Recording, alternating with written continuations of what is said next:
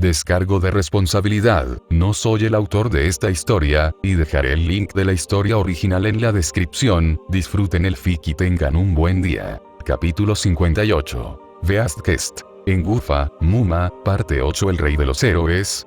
Rey de los héroes. Un título así es raro para uno de los míos, lo aceptaré sin duda. Koyanskaya lo miró con incredulidad mientras repetía su identidad. ¿Así que de verdad estás diciendo que eres Gilgamesh? El resto del grupo reaccionó cada uno a su manera. Le señalaron con el dedo, cerraron los ojos con fuerza y sus rostros se contrajeron en expresiones de confusión y duda. Angra daba vueltas lentamente alrededor del hombre, estudiándolo desde todos los ángulos, mientras que Gilgamesh se irritaba cada vez más cuando alguien cuestionaba su identidad. Siempre lo imaginé con el pelo más rubio. Kiara se inclinó hacia Tiamat. Y su actitud es mucho más mesurada. Me recuerda más al sabio gobernante que juzgaba que al arquero que desafiaba todo lo que veía. La bestia Tiamat asintió.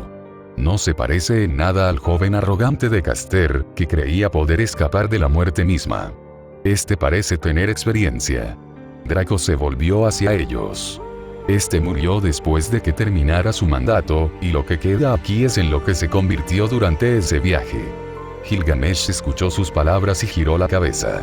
Su rostro se ensombreció, un destello de melancolía cruzó sus ojos rojos mientras viejos recuerdos afloraban. Dices la verdad. Llegué al lugar donde crecía la hierba, la sostuve en mis manos y la llevé de regreso a mi ciudad. En el camino, me detuve a descansar, y una serpiente me la robó. Desperté y descubrí que había desaparecido, y entonces comprendí que algunas cosas no se pueden obtener solo por la fuerza o la voluntad. Una sonrisa asomó a sus labios.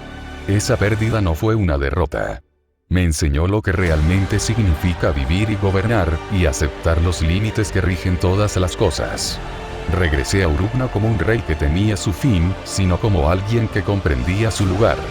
El dragón del karma del caos observó el intercambio desde la distancia con el ceño fruncido, desconcertada. Intentaba comprender por qué los demás habían reaccionado con tanta vehemencia. Conocía bien a Gilgamesh. Era el legendario gran héroe y rey de la humanidad, que se rebeló contra la voluntad de los dioses y revolucionó el curso de la historia mortal. Llevaba la sangre de Anu en sus venas, un ser mitad divino y mitad humano, pero aún así, no entendía por qué se centraban tanto en el pasado de un muerto. Al fin y al cabo, no era más que un alma en el inframundo, no. Gilgamesh parecía alimentarse de su atención. Antes de que pudiera seguir glorificándose, les devolvió la pregunta. Basta de hablar de mí. ¿Qué trae a un grupo como vosotros por estos caminos? Pocos vienen aquí por elección, y menos aún atraviesan las 7 puertas sin ser molestados. Koyanskaya le respondió. Buscamos una audiencia con Ereshkigal. Es un asunto de negocios. Gilgamesh parpadeó, sorprendido. Guardó silencio unos instantes, asimilando el motivo de su viaje, y luego asintió lentamente. Eso es interesante. Parece que el camino se ha llenado de gente que busca su favor. Yo también tenía la intención de presentarme hoy ante el trono de la señora de Kur. Alzó una mano en un gesto teatral, señaló hacia adelante y lanzó una orden con la naturalidad de quien había gobernado a miles. Si deseáis estar ante ella, seguidme. Conozco estos salones mejor que nadie, vivo o muerto. Yo os guiaré.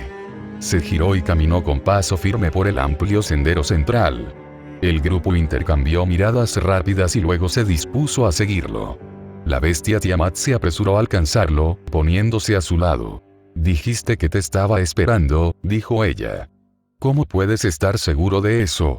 Gilgamesh no miró atrás. Naturalmente, ¿qué otra cosa podrías esperar? Ereshkigal sabe que un rey que posee los tesoros de la tierra y la sabiduría de la humanidad es un huésped que no puede ignorar. Yo, que ostento autoridad sobre el mundo mortal y reúno todos los tesoros y conocimientos que la tierra puede ofrecer, no me inclino ante las leyes celestiales ni rehuyo el reino de los muertos. Ella sabe cuándo decido venir. La bestia Tiamat frunció el ceño. ¿Por qué la gobernante de este reino lo mandaría llamar? ¿Qué propósito podría tener para un alma que ya había vivido plenamente y encontrado la paz? ¿Por qué le importarían tus tesoros si no tienes ninguna autoridad en los cielos? Preguntó la bestia Tiamat con sequedad. La miró con leve curiosidad. Eres una persona curiosa. Mi autoridad tiene sus raíces en la tierra, no en el cielo, y ese es un poder que incluso el inframundo respeta. Apretó los labios y murmuró entre dientes, lo suficientemente alto como para que él la oyera. Mi hijo siempre encuentra nuevas maneras de causar problemas, ¿verdad? ¡Qué rebelde! La miró con una expresión de profunda confusión. ¿Su hijo? ¿Qué tiene que ver todo esto con su familia? Esperó una explicación, pero la bestia Tiamat solo negó con la cabeza y le indicó que siguiera avanzando, dejándolo aún más desconcertado mientras continuaban adentrándose en el pasillo. Los demás los siguieron de cerca. Ninguno de ellos había previsto encontrarse con esta versión del rey legendario, y rápidamente pensaron en lo que podría llevar consigo. Angra acortó la distancia entre los demás para susurrar. ¿Crees que este tiene la espada de la ruptura? Si la tiene, las cosas podrían complicarse rápidamente. Koyanskaya negó con la cabeza. Prefiero no pensar en eso. A menos que lo posea como un noble fantasma solidificado, deberíamos estar a salvo. Por la misma razón, espero que tampoco tenga la bóveda de los tesoros. Kiara resopló. Los miró a ambos con una ceja arqueada. ¿Por qué tanta aprensión? Somos lo que somos. Incluso el rey más grande de antaño no es más que un alma atrapada aquí. ¿Cuántos problemas podría causarnos? Koyanskaya, Fou y Angra la miran fijamente con expresión significativa. ¿Qué? ¿Recuerdas aquella pelea en la luna? Dijo Angra. Te costó tanto seguirle el ritmo que ni siquiera tuvo que intentar cambiar el rumbo del combate en tu contra. Ni siquiera necesitó la ayuda del héroe de hierro forjado. No te dejes llevar por tu propia arrogancia. Ese recuerdo bastó para que dejara de hablar. El dragón del karma del caos se acercó un poco más, escuchando disimuladamente. Captó fragmentos de sus palabras, pero, una vez más, no pudo comprender del todo el significado de esas comparaciones. Cualquier pasado que compartieran era desconocido para ella. La voz de Gilgamesh resonó desde el frente. Nos acercamos. Este es el acceso a Gansir, el umbral ante el trono mismo. Alzó aún más la voz, gritando mientras caminaba. Ereshkigal, abre tus salones y prepárate. El rey de Uruk ha venido a presentarse ante ti una vez más. No hubo respuesta, solo el sonido de sus propias palabras rebotando en las paredes lejanas. Al final del pasaje, el espacio se ensanchaba formando una abertura, y desde las alturas surgieron figuras. Eran más oscuras que las sombras circundantes, retorciéndose y moviéndose de un lado a otro, con formas indistintas pero con una intención clara al volverse hacia el grupo. Transmitían la misma sensación de vacío que los espíritus errantes que habían visto antes, pero estas ardían con una malicia escalofriante. El dragón del karma del caos murmura. Gayu. Gilgamesh sostuvo sus miradas sin temor. Tienen razón. Estos son los ejecutores de este reino. Su única función es arrastrar almas a las profundidades, sean mortales o divinas.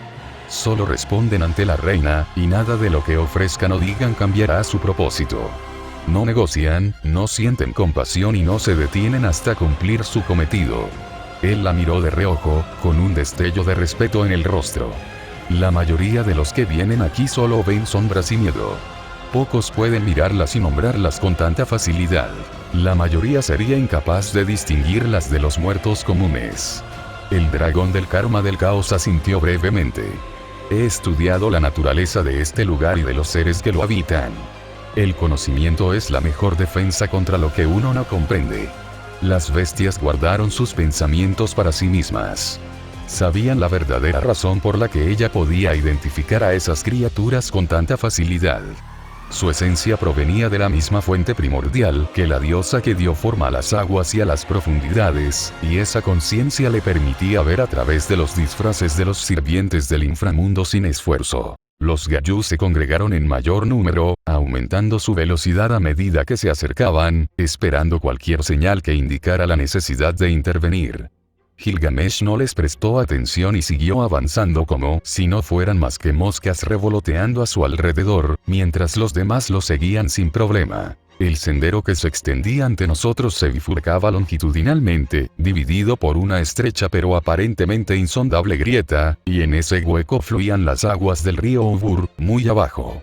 Sus aguas se agitaban y proyectaban cambiantes tonalidades sobre la piedra a ambos lados. Al fondo del salón, el suelo se elevaba en 7 amplias y empinadas gradas, y sobre la más alta se alzaba un trono, pero no guardaba semejanza alguna con los asientos dorados y ornamentados de los reyes que se encontraban arriba. Era un único y macizo bloque de hierro tosco, picado como si hubiera sido forjado a martillazos. A ambos lados se alzaban 2 enormes bestias aladas con cabezas humanas y cuerpos de leones y toros, los Lamassu, cuyos ojos ardían con una luz bronceada tenue que seguía al grupo. Pero nada más importó una vez que vieron la figura sentada en aquel trono. Toda la atención se centró en la mujer envuelta en densas sombras y un resplandor que la envolvía como la niebla, pero cuya silueta permanecía lo suficientemente nítida. Una mano descansaba sobre el brazo del trono, la otra sostenía en alto un símbolo de autoridad.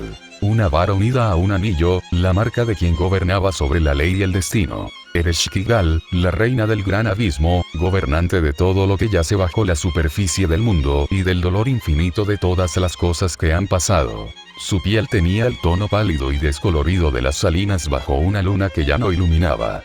Su cabello caía en ondas salvajes que parecían contener la furia de tormentas milenarias, enredadas con lo que parecían ser dientes y huesos de seres vivos.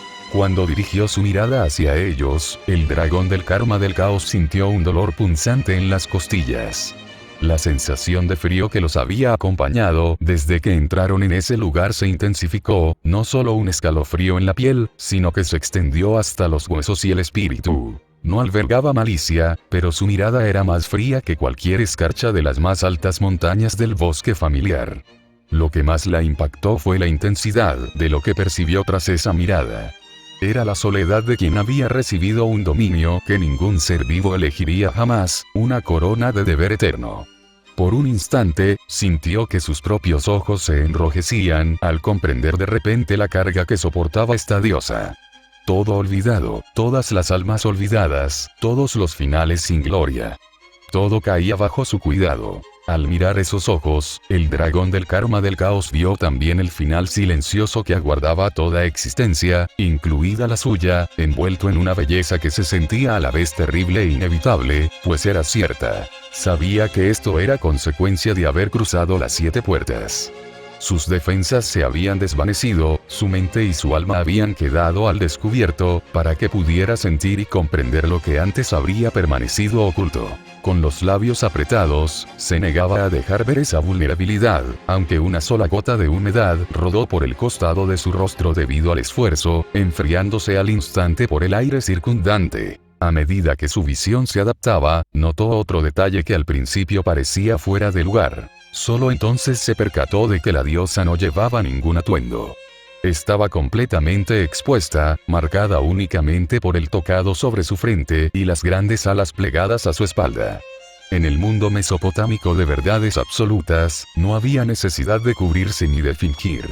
Fo apartó la mirada de inmediato, escondiendo el rostro en el hueco del cuello de Koyanskaya.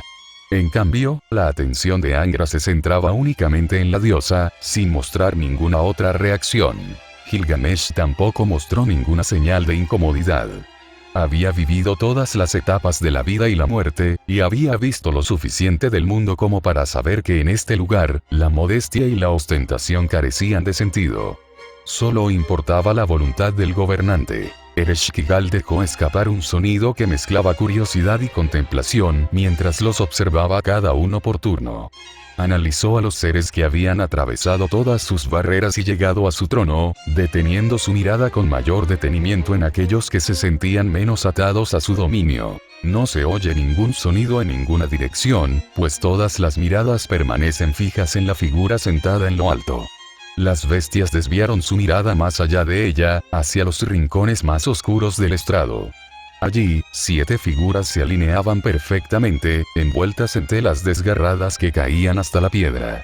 Sus rostros carecían de rasgos, solo 2 puntos de luz que brillaban indistinguibles de las estrellas vistas en la noche más oscura. Las bestias llegaron a la misma conclusión sin pronunciar palabra. Eran los jueces, los que se sentaban por encima incluso de la propia reina, los Anunnaki. Flanqueando el trono a ambos lados había dos figuras más, de siluetas más definidas que las 7 que estaban detrás, pero aún lo suficientemente ocultas como para que los detalles no se distinguieran. Deidades menores, si tuvieran que adivinar. No veo a Nergal por ninguna parte. Los demás dieron pequeñas señales de acuerdo, asentimientos breves y murmullos nasales que confirmaban que habían notado la misma ausencia. La mirada de Ereshkigal se fijó al instante en quien había comentado. Sus grandes ojos oscuros se entrecerraron al descender la temperatura ambiente cerca del suelo varios grados más. ¿Te atreves a mencionar el nombre de mi marido tan a la ligera en mi presencia, mortal? Tras esas palabras, la tensión aumentó rápidamente. No alzó la voz, pero esas sílabas contenían un desafío. Le parecía imperdonable que alguien que caminaba como él siquiera reconociera a quien gobernaba a su lado. La cola de Draco se azotó contra el suelo tras ella. Sus dientes castañetearon mientras sacaba la mano derecha del bolsillo, ardiendo con una hostilidad inmediata y sin tapujos hacia la plataforma. ¿Quién eres tú para? Ereshkigal. Resonó la voz de Gilgamesh antes de que ella pudiera terminar, atrayendo todas las miradas directamente hacia él. Habéis descuidado la hospitalidad más fundamental que se exige a un rey de mi talla. El reconocimiento se reflejó en la expresión de la diosa, seguido de cerca por algo que podría haber sido anticipación. Qué valiente de tu parte regresar, rey de Uruk. Veo que permaneces inmutable a pesar de todo lo que este reino te ha hecho pasar. Estoy bien, como siempre, respondió Gilgamesh. Ni una sola vez durante nuestros encuentros mencionaste que los Antin habían pasado sigilosamente por encima de nuestras cabezas mientras yo permanecí aquí. Miles de años, dijeron. Miles. Ereshkigal ladeó la cabeza. ¿Y por qué razón debería yo proporcionarle a un alma una crónica del sol? El tiempo no tiene sentido para quienes se cruzan en mi camino. ¿De qué te sirve contar días que ya no te pertenecen? ¿Por qué tengo derecho a saber cuánto ha evolucionado el mundo que construí sin mí? Necesito alguna forma de medir lo que trasciende para comprender qué queda de todo lo que me esforcé por lograr. ¿Y cuántas veces tenemos que repetir este mismo intercambio? Dijo Ereshkigal. Tantas como sean necesarias hasta que me concedáis lo que pido. Respondió Gilgamesh de inmediato. Pertenezco al mundo de los vivos, no al inframundo. La humanidad perduró, y eso me motivó a seguir luchando hasta que accedáis a resucitarme. La bestia Tiamat y Koyanskaya se miraron, completamente desconcertadas. Habían acudido en busca de una audiencia para tratar asuntos totalmente diferentes, y ahora la conversación se había convertido en una larga disputa que ninguna de las dos entendía. Ereshkigal miró fijamente a Gilgamesh. Aunque no había fuego en sus ojos, en cambio parecía reflejar somnolencia. Desde tu muerte, hace miles de ciclos lunares, te has negado al juicio de los muertos. Desde el momento en que llegaste, te negaste a aceptar tu lugar aquí. Una y otra vez, pasas tu existencia implorando una resurrección que jamás ocurrirá. Me he acostumbrado a arrojarte y desecharte por todo el inframundo, depositándote en cualquier cañón, pozo de azufre, páramo o grieta que ninguna otra alma podría soportar. Lo hice una y otra vez, siglo tras siglo, hasta que se convirtió en rutina. Un resumen acertado, dijo Gilgamesh, asintiendo como si recibiera un elogio. Soltó una breve risa. Lo recuerdo. Una vez desperté entre huesos, otra en la cima de un pico de hielo sólido. Aunque tu puntería se ha vuelto predecible en el último ar. Recientemente, me encontré a la deriva directamente hacia Ubur. Los ojos azul oscuro del rey dragón se abrieron de par en par. Conocía las propiedades de esa agua. Era un límite disolvente que la tocaba sin intervención divina. ¿Sobreviviste a una inmersión directa en el Ubur como un alma incorpórea? Naturalmente, declaró Gilgamesh, con el pecho hinchado bajo su túnica de piel de león. Un espíritu se habría desvanecido en la corriente en 3 segundos. Mi cuerpo es 2/3 divino, y mi autoridad real es una constante incluso en esta sopa gris. Nadé a través de corrientes que habrían aniquilado a dioses y, aún así, encontré el camino de regreso aquí. Y sin embargo, regresaste, una vez más, señaló la diosa con sequedad. La facción de la bestia asimilaba lo absurdo de la supervivencia del rey muerto. Sus expresiones se unieron en un estado de exasperación silenciosa y no lograron provocar otra reacción que una incredulidad total y absoluta. Hermano. Ereshkigal apoyó la barbilla en la palma de la mano, su mirada se deslizó más allá del hombre musculoso hacia la asamblea que estaba detrás de él antes de volver a posarse en Gilgamesh. Trajiste un séquito. ¿Te has dado cuenta por fin de que tu propia autoridad era insuficiente para merecer una audiencia? Gilgamesh caminó hacia el estrado de hierro. No pedí tal cosa. Un reino depende del trabajo ajeno para lograr sus fines. Especialmente de mis súbditos. Todos los rostros del grupo permanecieron impasibles. Ninguno había accedido a seguirlo, ninguno le había jurado lealtad y ninguno tenía idea de cuándo había decidido considerarlos como suyos. Los dioses se han mantenido alejados durante demasiado tiempo, declaró Gilgamesh, resonando en toda la sala con su voz. Hemos abandonado la pretensión de divinidad. La humanidad ya no ofrece plegarias a quienes consideran nuestros esfuerzos como meras trivialidades. Poseemos el fuego del que vosotros carecéis porque nuestro tiempo es finito. Todo lo que brilla y todo lo que trae alegría lo hace porque no dura. Recorrió el estrado de un lado a otro. Forjamos nuestro propio destino sin someternos a seres que jamás saben lo que significa luchar, perder, construir algo solo para verlo derrumbarse. Romperemos las cadenas que nos habéis impuesto. Elegimos nuestros propios caminos, nuestras propias decisiones y nuestros propios fines. Corrientes de aire se congregaron a su alrededor, elevándose en espiral y presionando hacia afuera como si el mismo espacio reconociera la fuerza detrás de sus palabras. Todo lo valioso en este mundo tiene la capacidad de terminar, y esa vulnerabilidad crea la brillantez de nuestra existencia. Ya no somos vuestros juguetes. Cuando finalmente lleguemos a vuestros salones, llegaremos como iguales ante el juicio, no como ganado esperando el matadero. Se detuvo, su armadura dorada reluciendo bajo la tenue luz. Alzó la cabeza. El mundo recordará lo que he dicho hoy. La era de los dioses ha concluido. Ahora, permítanme regresar a las tierras de los vivos. Después de eso, todo quedó en silencio. Durante un largo rato, nadie habló. Entonces Koyanskaya juntó las manos lentamente, con una expresión completamente inexpresiva, sin rastro de emoción en sus ojos. El sonido resonó con claridad en la sala, un aplauso tras otro, hasta que se detuvo y dejó que el silencio volviera a reinar. Ereshkigal esperó hasta que el último sonido se desvaneció y luego miró fijamente a Gilgamesh. Finalizado, Gilgamesh asintió brevemente, cruzó los brazos sobre el pecho y dejó caer los párpados, formando una leve curva en sus labios. Ya he expuesto mi postura. Ereshkigal levantó una mano y movió la muñeca. Una onda de energía oscura se materializó en el espacio entre el trono y el antiguo rey. La velocidad del movimiento superó el umbral del sonido. Gilgamesh desapareció del lugar donde se encontraba. Retrocedió a toda velocidad, pasando junto al grupo, tan rápido que nadie pudo seguir su trayectoria, atravesando el espacio entre los pilares y desapareciendo por el largo corredor hacia las lejanas y oscuras profundidades del inframundo. El grupo observó el horizonte donde había desaparecido.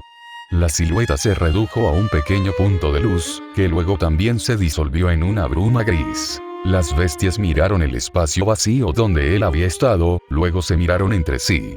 Sin decirlo en voz alta, sintieron la misma decepción. Un discurso de desafío, fuerza y derecho de rey, y ni siquiera se había preparado. Como era de esperar, las bestias quedaron decepcionadas con esta versión. Ni siquiera ofreció la más mínima resistencia. Ereshkigal centró toda su atención en el resto de ellos. Den un paso al frente. Todos ustedes. El dragón del karma del caos era el más cercano, así que se preparó para lo que viniera. Ereshkigal se echó hacia atrás, desplegando sus alas tras ella para rozar las paredes de hierro. Veo que has atravesado las 7 puertas, dijo Ereshkigal. Geshtinana, que está a mi lado, te examinará para confirmar tu identidad y tu propósito aquí. Después, los 7 Anunnaki escucharán tu caso y decidirán qué sentencia te corresponde. Dejó de hablar, entrecerrando los ojos mientras fijaba su mirada en el rey dragón. Observó más allá de la apariencia y la forma, y reconoció la falta de transparencia espiritual que definía a los muertos. Sus ojos se abrieron de par en par al dirigir su atención a los demás que la seguían.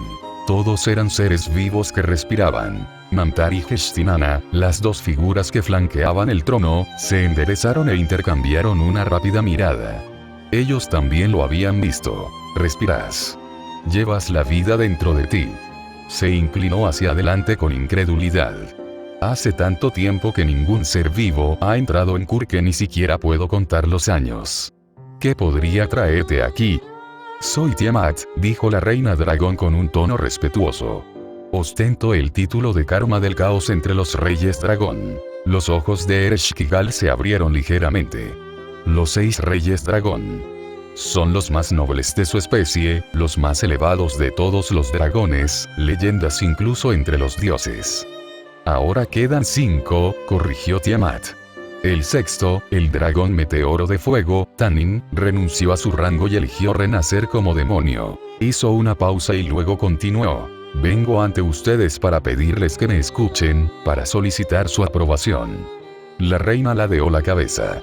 Tiamat vaciló y miró por encima del hombro. Los demás guardaban silencio. Su mirada fija y sus pequeños movimientos transmitían un significado que solo ellos podían interpretar. Estaban sopesando las posibilidades, decidiendo cuánto revelar. La bestia Tiamat la miró y alzó una mano con el pulgar extendido hacia arriba. La reina dragón volvió a mirar al trono, su voz vaciló por un instante antes de que las palabras salieran. Señora de Kur, solicito la ubicación de la cuna de Kur. Ereshkigal parpadeó 1, 2, 3 veces. Todo rastro de curiosidad o sorpresa desapareció de su rostro, dejando solo una expresión de hielo duro e inflexible. Sus facciones reflejaban una frialdad gélida, desprovistas de calidez y convertidas en frialdad. Las sombras en los rincones del salón se retrajeron, alejándose de su estrado como si buscaran refugio ante la repentina oleada de hostilidad. La atmósfera en la sala del trono se tornó tensa debido a un repentino y drástico descenso de la temperatura, que transformó la humedad residual del más allá en afilados fragmentos de hielo suspendidos en el aire. La escarcha se extendió desde su trono, cubriendo tanto el hierro como la piedra con capas de un blanco pálido. Incluso los espectadores Anunnaki y los ayudantes junto al trono retrocedieron, intentando alejarse de la reina del inframundo, mientras Namtar y Gestinana se apartaban del estrado. El Gayú que sobrevolaba en círculos descendió, azotado por oleadas de fuerza. Una tempestad de furia sofocante y cegadora emanaba de la diosa. El caos crecía con rapidez y densidad, agitando con tal intensidad que parecía que iba a quemar todo lo que tocaba. ¿Te atreves? La voz de Ereshkigal se quebró, las palabras se entrecortaban y se retorcían mientras luchaba por hablar. ¿Te atreves a hablar de eso? No tienes derecho, ¿cómo pudiste siquiera pensar en venir aquí y preguntar semejante cosa? El frío se intensificó, calando hasta los huesos y la piel. Las bestias alzaron las manos para protegerse el rostro, su aliento se convirtió en cristales de hielo antes de que pudieran exhalar por completo. Koyanskaya apretó los dientes. Esto supera con creces los 250 grados bajo cero. Nada natural alcanza este frío. Ereshkigal se enderezó por completo y su voz resonó por todo el salón. Preguntar por ese lugar. ¿Cómo sabéis de ese lugar? No saldréis de Irkaya, ninguno de vosotros vivirá para dar un paso más allá de este salón. El rey dragón dio un paso al frente, extendiendo la mano en un gesto de súplica. Por favor, señora de la gran tierra. No queremos hacer daño, solo. Silencio. Las sombras se enroscaron hacia arriba y se extendieron hacia cada uno de ellos. Se aferraron a sus gargantas y mulecas, ahogando el sonido y deteniendo sus movimientos. Una violenta tormenta de hielo surgió del trono, deslizándose sobre las losas del suelo hasta envolver sus tobillos y pies, inmovilizándolos a todos en cadenas de permafrost. El espacio a su alrededor se redujo, el entorno se volvió etéreo, desprovisto de energía. Cada respiración de Tiamat le quemaba. Sus pulmones luchaban contra la repentina escasez de oxígeno vital. Ereshkigal alzó su mano con garras, y la oscura majestuosidad del más allá se cernió sobre el grupo. La mortaja de un verdugo, para extinguir el calor de la vida hasta que solo quedara la gris monotonía del inframundo. La oscuridad se cernía sobre sus cabezas, formando densas masas turbulentas que ocultaban la poca luz que quedaba. Cada chispa de calor que portaban se dirigía hacia esas nubes, lista para extinguirse en un instante. El rey dragón alzó la vista hacia la oscuridad que se cernía sobre él. Nada se había sentido tan definitivo. La inquietud le oprimía las costillas. Al parecer, su final estaría aquí, engullendo el lugar a que había venido imprudentemente en busca de respuestas. Cerró los ojos y esperó el final. Reina Ereshkigal. Mira detrás de ti. El grito de Geshtinana resonó. Ereshkigal se detuvo mientras miraba por encima del hombro. Ahí no. Detrás de ti. Ereshkigal se giró completamente y fijó su mirada en el espacio que se encontraba justo delante de los escalones de su trono. Su visión se nubló. Sus ojos se abrieron de par en par y se tambaleó donde estaba. Fue una cosa. Ella no comprendía la naturaleza de la entidad. Solo entendía que Irkaya temblaba en su presencia. No dejó rastro alguno, perceptible para los sentidos, pero estaba allí, a la vista de todos. Adoptó la forma de algo que jamás debió haber pisado tierra firme, como una enorme criatura de las profundidades marinas surgida de las fosas más recónditas, plegada en una forma informe que desafiaba la lógica. Largas cintas de un negro intenso, con bordes carmesí, colgaban de su parte superior, ondulándose y flotando como atrapadas en corrientes invisibles. El espacio mismo se plegó en una incomprensible mancha de oscuridad a su alrededor, las líneas se curvaban y los ángulos cambiaban de forma que nada cercano ocupaba su lugar. Donde se encontró con la piedra de Kur, la tierra inferior se transformó en una oscuridad líquida, disuelta, insondable, hambrienta, tan voraz como engullía cualquier resplandor.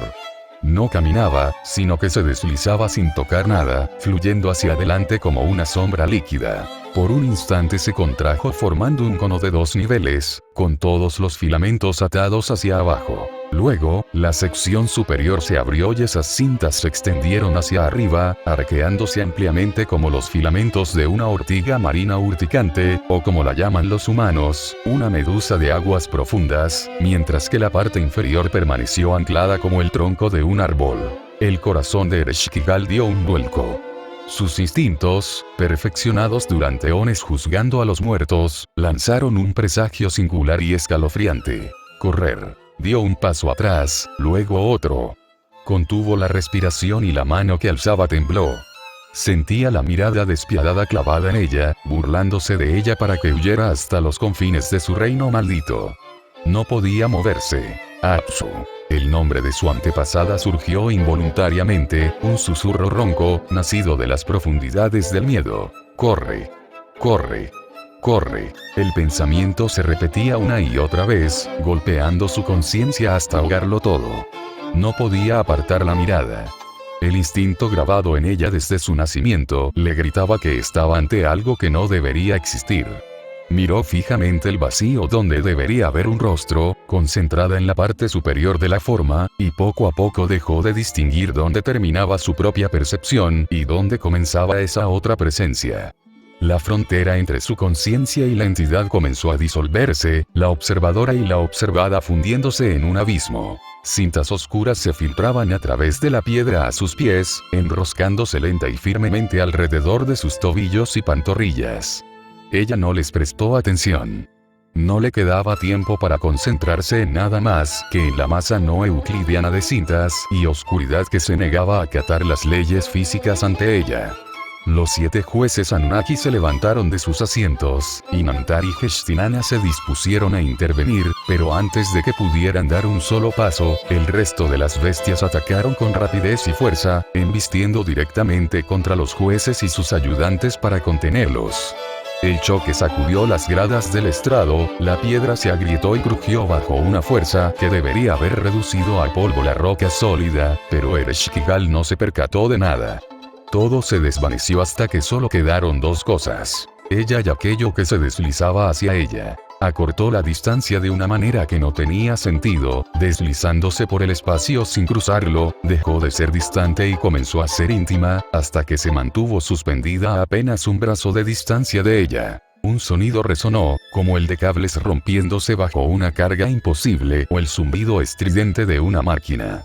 Ella se estremeció, pero antes de que pudiera levantar una mano o pronunciar una sola palabra, el mundo se desvaneció. Muerte. Muerte. Vio cada decisión que había tomado y que había destrozado a otra persona.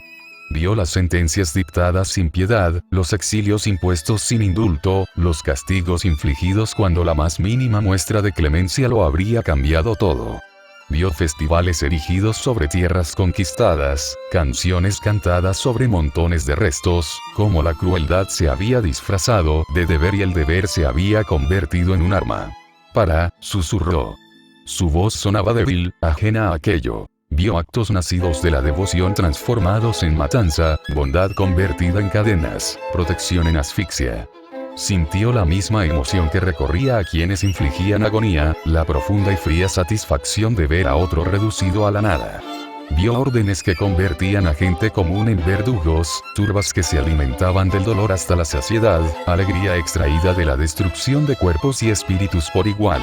Vio grupos que despojaban de toda dignidad, que confiscaban todas las posesiones y dejaban solo hambre, que convertían la envidia en política y la codicia en ley. Sintió el friolento y penetrante de ser reducida a la nada, de que le arrebataran hasta el último resquicio, hasta que incluso el aire mismo se sintió como un lujo controlado por otros. Mentiras amontonadas hasta convertirse en verdad, robos tan vastos que se volvieron ley, exigencias tan crueles que se convirtieron en expectativa. El amor se transforma en cadenas, cada regalo en un cuchillo en la garganta de quien lo recibe. Ella vio un deseo que ardía hasta consumir al ser amado, un afecto que oprimía hasta aplastar y una obsesión que convertía el aliento humano en una trampa. Ella vio el peor de los pecados, la creencia de que derramar sangre tenía un propósito superior, que quemar aldeas traía luz, que amontonar cadáveres construía un mundo mejor. Sintió la voz interminable y envolvente que le decía que estaba equivocada, que había fracasado, que cada momento de descanso le había sido robado, que no importaba. Sin importar lo que hiciera, merecía sufrir hasta desaparecer. Cada grito jamás proferido en la oscuridad resonaba en su interior. Cada lágrima derramada en secreto corría por su piel. Cada herida que nunca cicatrizó se abría en su propia carne. Esto no le pertenece, tiene que apartarlo, rechazarlo, gritar que no le corresponde cargar con esto. Alto. Alto. Alto. Por favor, paren. No puedo soportar esto. Que se acabe ya. Temblorosa, la diosa que gobernaba el fin de todas las cosas, sintió que su mente se disolvía bajo el inmenso volumen de la depravación humana. Maldad. Pecado. Podredumbre. Corrupción.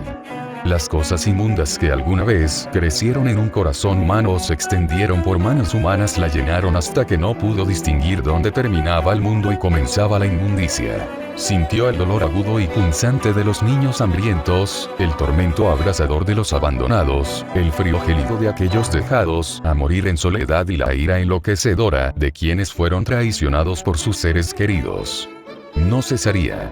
No disminuiría. Sintió la necesidad imperiosa de arañarse la piel, de arrancarse las capas de su existencia que habían sido contaminadas por esta avalancha de inmundicia sin filtrar.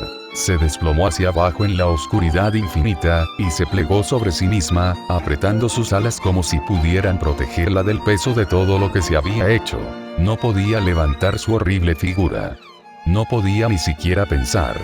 Solo podía sufrir y soportar el inexorable paso del tiempo antes de que la oscuridad voraz la engullera por completo en sus fauces ciclópeas. Apoyó la frente contra la oscuridad infinita, y las visiones se centraron en las heridas que había llevado sola.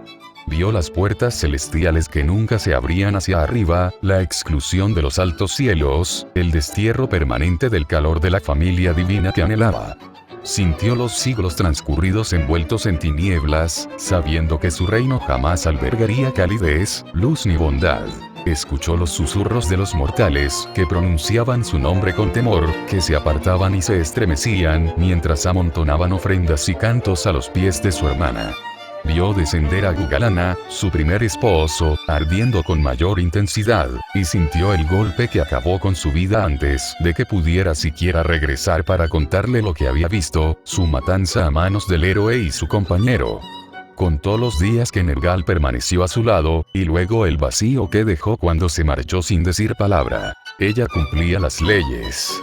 Cumplía con el deber que ningún otro dios se atrevería a tocar. Ella es la guardiana del fin. Se aferró a sus propios brazos y se obligó a afrontar en lo que se había convertido. No podía ser otra cosa. Los largos años la habían endurecido hasta convertir cada regla en hierro, la misericordia en debilidad. Se había plantado ante Inanna con la espada en la mano y le había ordenado que la batieran por cruzar la línea, y no se había inmutado. La injusticia de su posición, la falta de estatus que se le otorgaba a la Señora de los Muertos, y la dolorosa traición de los dioses que la habían confinado a ese lugar alimentaron su histeria. Era temida, era odiada, la dejaron derrumbarse en la oscuridad, mientras otros se daban un festín arriba. Los demás dioses la habían arrojado allí, la habían olvidado, se habían burlado de ella, y ella casi dejó que esa ira lo consumiera todo con tal de que la vieran. Había contenido a Nergal porque la idea de otro tramo vacío de eternidad era insoportable. Hizo lo que tenía que hacer. Fue ella quien realizó la labor que ninguna otra deidad se atrevió a tocar, quien mantuvo cerrada la puerta al caos de la no existencia. Merecía reconocimiento, no este espejo implacable y agonizante de sus propios fracasos. Entonces, ¿por qué exponer todo esto ante ella? ¿Por qué traer de vuelta a la superficie estas viejas heridas? ¿Por qué? ¿Por qué tengo que sufrir esto? Su voz se quebró en largos y desgarradores lamentos, que no resonaron en ninguna parte y se desvanecieron en la nada. Se retorcía de un lado a otro, sus manos arañaban la oscura superficie bajo ella, las lágrimas surcaban la mugre de su rostro. Siempre había cargado con esta responsabilidad sola, nunca pudo comprender por qué merecía el destino de una deidad solitaria. No es malvada, solo hizo lo que tenía que hacer. Alto, por favor, deténgalo, hágalo parar. La sombra negra se cernía sobre ella, y alzó la vista con la mirada borrosa. Los bordes se ondularon y plegaron, recomponiéndose en una caótica explosión de estática. La imagen se distorsionó hasta que el horror abstracto se solidificó en la figura de un joven de pelo corto y negro, y ojos castaños dorados. Su piel, sin camisa, era oscura, marcada con glifos tribales, y sus ojos ámbar ardían con una fría indiferencia. Se incorporó lo suficiente como para extenderle una mano temblorosa. Te lo ruego, no permitas que esto continúe, toma todo lo que quieras, me uniré a ti para siempre, cásate conmigo, comparte mi trono, cada alma, podrás reinar a mi lado como igual, si deseas deshacerte de Nergal, no te detendré, mátalo, expúlsalo, haz lo que te plazca, me inclinaré ante tu mandato, destruiré todo, absolutamente todo, solo pon fin a este dolor. Jadeaba, con los ojos muy abiertos y desesperados, buscando en su rostro un atisbo de piedad. Solo detén el dolor, ten piedad de mí, haré lo que sea. Parpadeó. Angra no tardó en retroceder. ¿Qué diosa suplicaría por su vida de esa manera?